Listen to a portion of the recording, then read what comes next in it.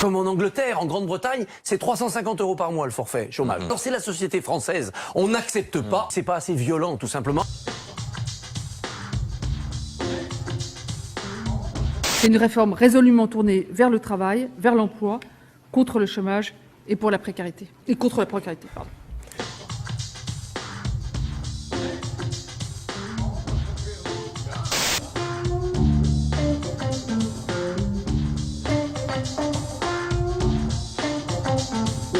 Le régime d'assurance chômage, il a été créé en 1958. Lorsqu'il a été créé, l'idée c'était de prendre en charge collectivement un risque qui était un risque social. La société était responsable de ce risque et donc il fallait assurer ces individus lorsqu'ils faisaient face à ce risque. Donc le chômage était lié à une responsabilité collective. Un fonds national destiné au maintien de l'emploi et assurant aux travailleurs qui tomberaient en chômage un supplément portant l'allocation aux environs du salaire minimum. Depuis notamment les années 90, on a vu une transformation du discours où l'idée c'est que le chômage, eh bien aujourd'hui, il est lié davantage à une responsabilité individuelle. C'est-à-dire que le chômeur serait aujourd'hui responsable individuellement de son sort. C'est plus du tout un problème macroéconomique de niveau de l'emploi. Non, c'est le chômeur qui est responsable et qui doit être incité à sortir de sa situation de chômage. Ou tu sors ou je te sors. Hein?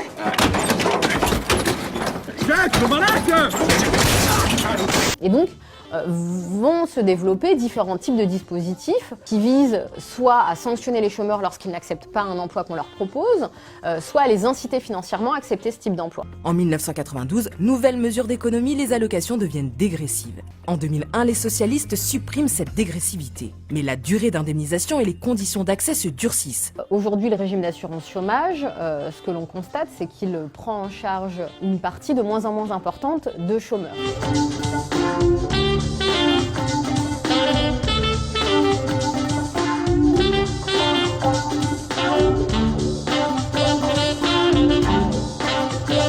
Pour avoir droit au chômage, il faudra désormais avoir travaillé 6 mois au cours des 24 derniers mois. Auparavant, 4 mois suffisaient. De vous dire que ça, c'est mécanique.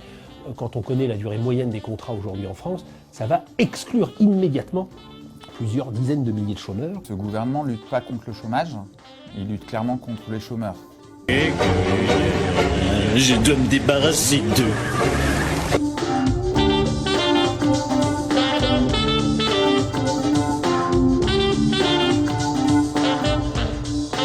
Depuis 2014, avaient été créés les droits rechargeables. C'était l'idée qu'il fallait inciter les demandeurs d'emploi à reprendre des emplois même très courts. Le moindre jour travaillé allait pouvoir être additionné pour ensuite ouvrir de nouveaux droits. Dans la réforme actuelle, cette disposition disparaît. Pour recharger ces droits, il faudra aussi travailler 6 mois supplémentaires. Auparavant, 1 mois suffisait. Si vous avez travaillé moins de 6 mois, vous ne pouvez pas réouvrir des droits. Cette réforme, elle vise à soigner le mal par le mal, c'est-à-dire on précarise pour lutter contre la précarité. Notre rôle, c'est de miser sur les prochaines tendances qui vont exploser ces prochaines années. Et la précarité, on la sent bien. Pour les gens qui, dans le même mois, qui travaillent un peu et qui sont aussi au chômage, il va y avoir un changement du mode de calcul de ce qu'on appelle le salaire journalier de référence. Clairement, ça veut dire qu'avant, quand je travaillais 15 jours, que j'étais au chômage 15 jours dans le mois, on calculait mon salaire journalier uniquement sur les 15 jours de travail. Demain, on va le calculer sur les 30 jours du mois. Ça veut dire que chaque jour où on ne travaille pas, on est pénalisé. On voit le montant de son allocation baisser. Ça laisse entendre que les demandeurs d'emploi auraient le choix, en fait, entre des CDI et des contrats courts. Et que face à ce choix, ils choisiraient le chômage. Ça ne correspond pas à la réalité économique aujourd'hui.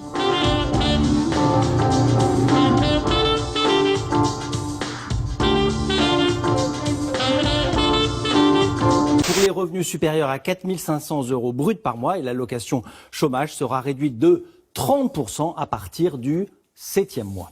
La dégressivité, ça a déjà été utilisé entre 92 par exemple et 2001 en France. On sait que ça n'a pas d'effet positif sur le retour à l'emploi.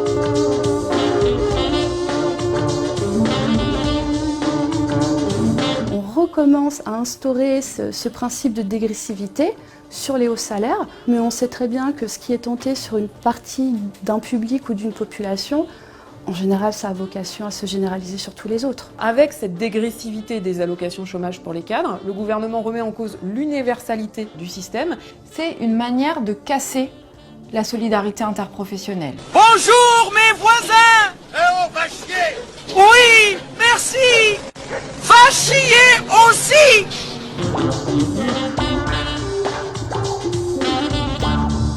C'est un système qui a été expérimenté en Angleterre, aux États-Unis, en Allemagne, avec les lois Hartz, et qui, dans un certain sens, porte ses fruits en termes de baisse du taux de chômage, parce que les personnes prennent n'importe quel boulot, même des contrats 0 heure comme en Angleterre. Un contrat ultra flexible, on-call comme disent les Anglais, le patron n'appelle que quand il a besoin de vous. Donc le taux de chômage, qui est le totem politique, peut baisser grâce à ça, mais ça ne fait pas baisser la pauvreté, au contraire souvent ça l'augmente, parce que les chômeurs sont remplacés par des travailleurs précaires, très précaires, des travailleurs pauvres, et c'est évidemment pas une bonne solution pour personne, ni pour l'économie, ni pour la société, ni pour ces personnes-là. Il y a 8,8 millions de personnes pauvres en France en 2018. C'est 1 million de plus qu'il y a 10 ans, date de la dernière crise économique.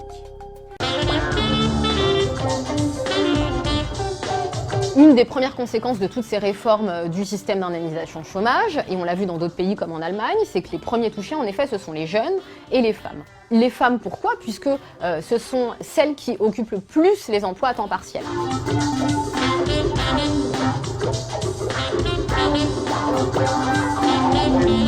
Non seulement il n'y a pas de droit ouvert aux primo-demandeurs d'emploi, aux jeunes qui arrivent juste sur le marché du travail, mais en plus on va durcir les conditions pour être protégés à l'issue de premières expériences, alors qu'on sait que l'âge d'accès à l'emploi stable est en permanence repoussé.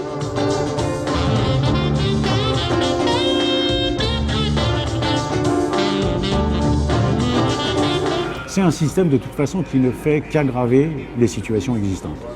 Et donc les plus précaires, les plus pauvres, les plus fragiles vont être touchés les premiers.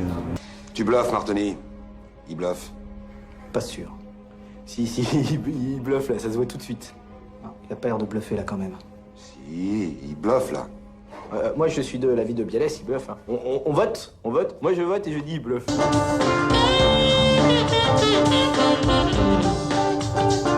Il y a un objectif immédiat qui est de faire des économies. Il y aura beaucoup d'économies. Donc pendant qu'on distribue des milliards de réductions de cotisations aux entreprises qui n'ont jamais créé un emploi, on diminue les droits des chômeurs.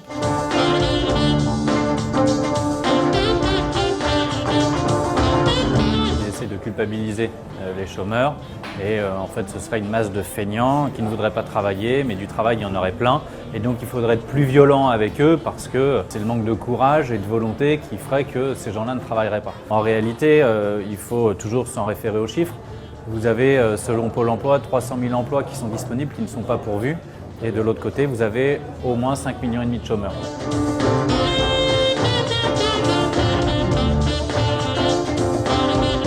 Pour être dans la politique de M. Macron, je crois que la solution vers laquelle il s'oriente, c'est de supprimer les chômeurs. C'est-à-dire qu'à partir du moment où il n'y aura plus de déclaration de chômage, il n'y aura plus de chômeurs, il n'y aura plus de statistiques. C'est facile. Il vient par exemple de supprimer ce qui était la mesure de la pauvreté. On supprime la mesure, il n'y a plus de pauvreté, donc tout va bien.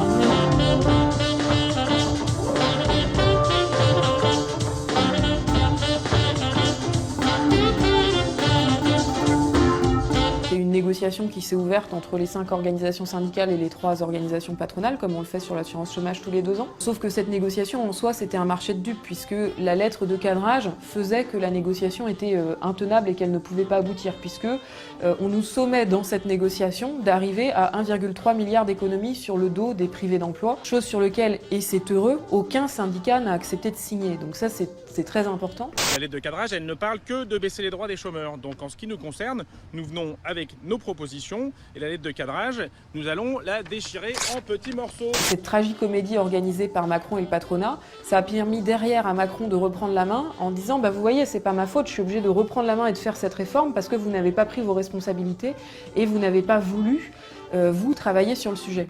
Donc à partir du moment où vous négociez, vous avez une lettre de cadrage tellement bien cadrée qu'on ne pouvait même pas en sortir, on savait qu'on allait nous amener dans une direction qu'on ne voulait pas.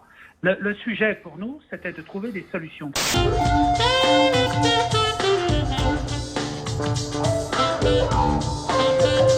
L'objectif également de ce gouvernement, c'est de faire en sorte, en remettant en cause la gouvernance actuelle par les partenaires sociaux, l'idée c'est de remettre en cause également le financement de la protection sociale. Et le financement de la protection sociale par la cotisation sociale, par les salariés et les employeurs eux-mêmes. L'indemnisation du chômage, c'est pas un sujet qui mobilise, mais aussi parce que le discours qui entoure l'indemnisation du chômage, c'est aujourd'hui le discours des chômeurs profiteurs, des chômeurs qui sont pas assez contrôlés. Nous, on a un travail d'explication à faire parce qu'effectivement, l'assurance chômage, ça ne concerne pas que les chômeurs et les chômeuses, c'est que potentiellement, on est tous concernés. Il y a aujourd'hui beaucoup de gens qui n'ont pas conscience de la violence de cette réforme.